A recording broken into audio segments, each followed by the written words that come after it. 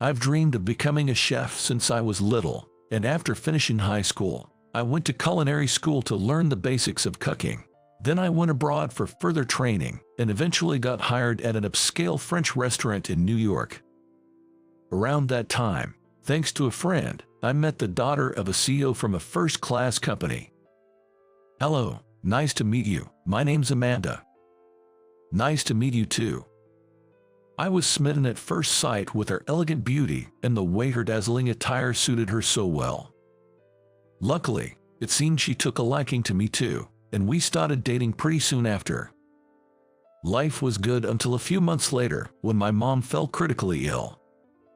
After some tests, it turned out she had cancer. They recommended her a special treatment, but it seems like it's going to cost an arm and a leg.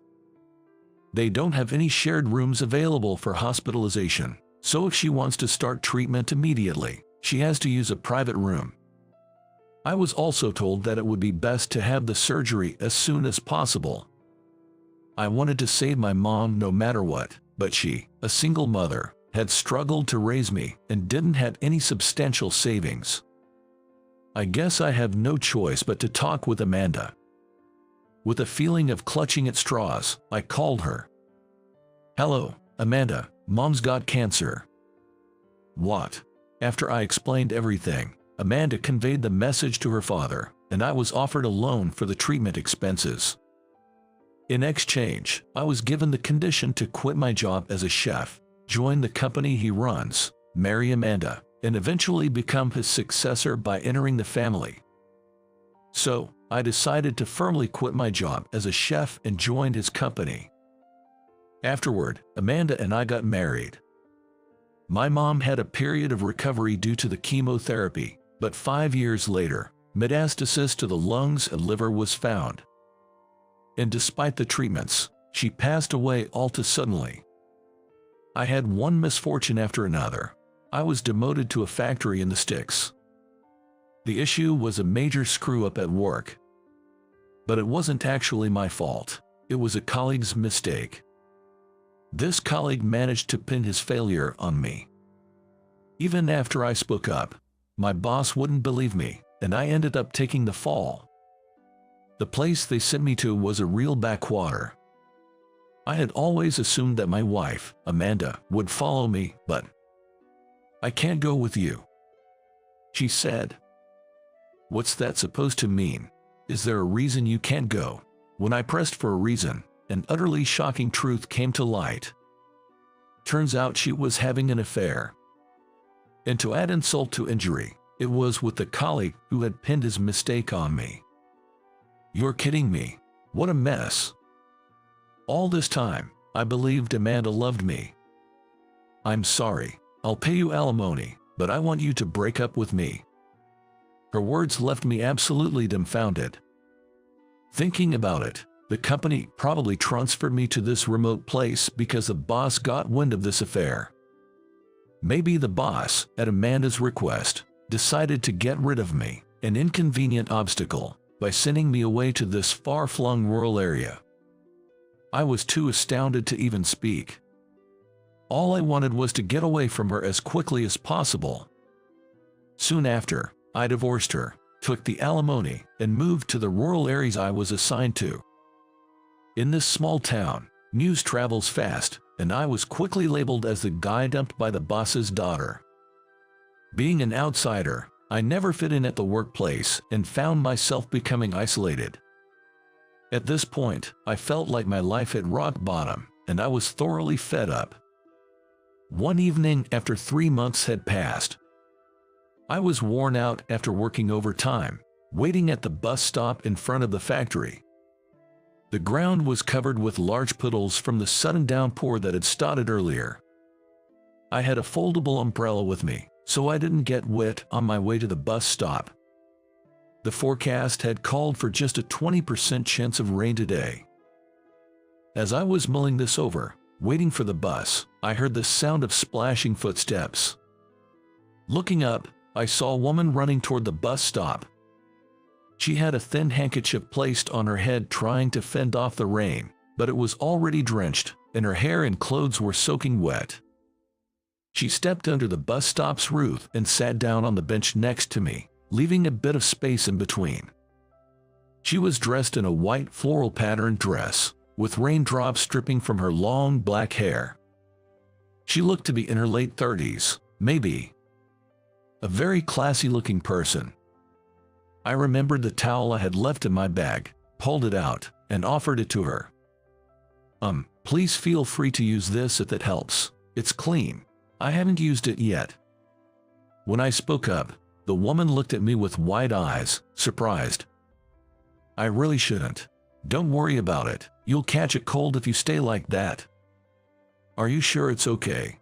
"Yes, please take it." "Thank you very much." She took the towel from my hands and dabbed at her wet hair. Then, she asked me for my contact details. "I'd like to wash the towel and return it to you." "There's no need for that. It's yours to keep." "But I can't just accept it. Could you please give me your contact details?" Since she was insistent, I decided to give her my phone number. "Her name is Ashley," she said.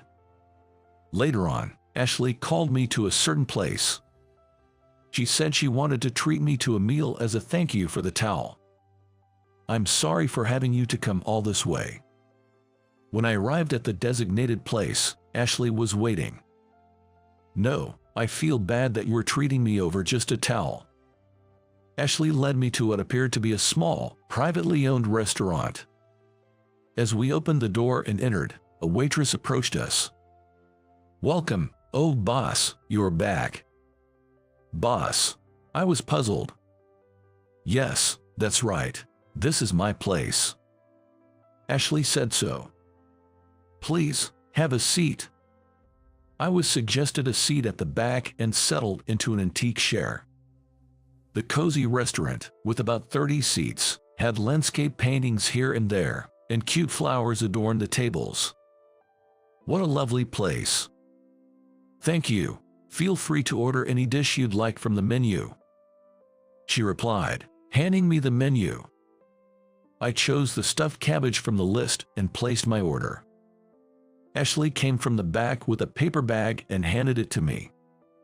"This is the towel from that time. Thank you so much for your help." "It was nothing. I feel bad, like I've made you go out of your way." She shook her head and said no. "I really was saved by you then. To be honest, I was in such a state that I couldn't stand it. I even thought about ending it all." Hearing this, I was shocked. What do you mean?" "Well, I lost my husband in a car accident a year ago. He was a chef. Ever since we were dating, he had the dream of owning his own place, and we saved up little by little. Finally, we had enough money saved up to lease a place, and we were preparing to open. Just 3 days before the opening, her husband was hit by a drunk driver. Originally, Ashley mourned with grief, but eventually, she decided to carry on her husband's will and open this restaurant. She hired a chef and opened the restaurant, but the customers didn't increase, and she continued to run at a loss. The money dwindled, and the debts piled up. That's why, eventually, I couldn't make ends meet. I was mentally exhausted from the collectors coming day and night. That night, I was returning from visiting my husband's grave. The pouring rain made me feel so hopeless. I impulsively thought about ending my life. But then, when I borrowed the towel from you at the bus stop, I came to my senses. Realizing there was someone who was kind to me, I suddenly found hope." She smiled and continued, "If I went to the other side now, my husband would surely be mad at me. So, I changed my mind. I wanted to fulfill his dream in his stead." Soon after, the stuffed cabbage I ordered was brought to the table. "This is a recipe left by my late husband. Please enjoy," Ashley suggested with an inviting gesture. I cooled the hot stuffed cabbage before taking a bite. It had a nostalgic taste with a new depth, a unique flavor. "It's really delicious." I told her exactly what I was thinking, and she responded with the biggest smile, clearly thrilled. After we finished eating, I made a proposition to her. "Ashley, if it's all right with you, could I help out at this restaurant? Ashley looked surprised. Help out? Yeah, I used to be a chef, and like your late husband, I've always dreamed of owning my own place someday. I told her about having to give up that dream to take care of my mom's illness and because of my marriage to my ex-wife. I also shared that my mother had passed away and that I had been abandoned by both my company and my ex, leaving me all alone. I just can't seem to fit in at my current job. It's been a lot to deal with, and I was thinking of quitting anyway. That's why I was determined to get back into cooking. I'm touched by your offer, but right now, this restaurant is running at a loss, and we simply don't have the funds to hire you, Ashley said, looking downcast. I don't need a salary. I'm willing to work for free until the business starts to turn a profit. Could you consider making me a co-manager? At this, Ashley's eyes went wide. Fortunately, I had some savings, and I had been receiving alimony from my ex-wife. Plus, during my time at the restaurant, I would study business and marketing on my days off, thinking about my future dream. When I told her this, she looked at me with eyes full of hope. If that's the case, then absolutely, I would love to have you on board. Ashley extended her hand, and we shook hands firmly. And that's how we became co-managers of the restaurant. First thing I did was start a marketing survey for the area where the restaurant is located. Based on the findings, we revised the restaurant's facade, signage, interior decor, menu, and even the taste and portion sizes of the dishes. Of course, throughout all this, we were careful to faithfully recreate the original recipes of Ashley's late husband. And so, the restaurant floor was reopened after revamping. The team consists of 3 people. There's me, the head chef, and Ashley, the manager who is also a waitress. Then, there's the kitchen assistant, Ashley's niece, called Amber. Before opening, we handed out flyers with discount coupons at the station and made use of a website and cell phone app for promotion, which probably played a part in our success. On the first day, we had a crowd of customers come in. Man, this stuffed cabbage is good. The hashed beef rice over here is really tasty too. Word of mouth about our shop, with its old-fashioned but rich flavors, spread, and the number of customers increased day by day. Our sales exceeded our daily targets, and at this rate, it looked like we'd be able to pay off our debts in no time. I'm totally blown away by how many customers we're getting. They all seem happy and keep saying they'll come back.